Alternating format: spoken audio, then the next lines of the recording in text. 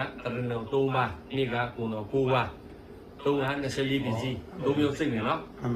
ပထမတရဏော3ပါးစိတ်တယ်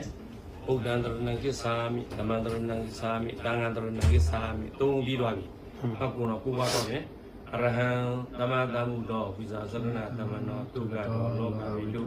အနုတ္တရောပရိဒသမတရဏိတတ္ထာနေဝမုဒ္ဒနာဘုဒ္ဓောမတောကိုလိုခုန3လုံးနဲ့ကိုလိုပေါင်းတာ12လုံး24ပစ္စည်းသွားမယ်အထမ်းပါနော်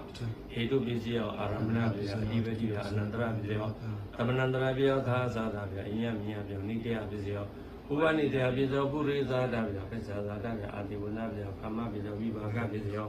အာဟာရပြဣန္ဒြိယပြသာနာပစ္စည်းမေဃပစ္စည်းသမြုဒ္ဒပြဝိပယုဒ္ဒပြအဋ္ဌိပြနတ္တိပြဝိကတပြအဝိကတပစ္စည်းရောဒီ24ခုနစနစ်36 36 3ခါဆိုမှ100လုံးပြရနော်ဟုတ်ပြီလားတခါပဲရှိတယ်နော်နောက်ဒုတိယဒီခုနအတိုင်းပဲ36ကို3ခါ100တပတ်ပေါ့ဘယ်နှပတ်စိတ်ရမယ်ဆိုရင်တရဏုံ3ပါးပါ3ပါးစိတ်နော်ကိုတော့9ပါးစိတ်24ပစ္စည်းပါ24ပါးစိတ်အားလုံး36ပါးဒီနေ့ပဲအဲဆိုတော့တိတ်ကြီးအောင်သွားပြီတိတ်ကြီးတင်ဘုဒ္ဓတင်ကောက်ကိုတင်တာသိကြည့်တယ်သိကြည့်ဆိုတာပြီးတော့လို့ဘယ်လိုလို့ကောက်ကိုလို့ရမှာလက်လို့ပေးလို့တော့မရဘူးဘာမဆိုလဲ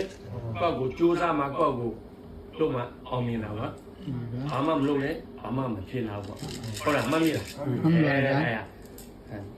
3မိုင်ကုံတော့9ပါရဲ့14ပြီးအောင်ပြီသိကြည့်အောင်ချင်း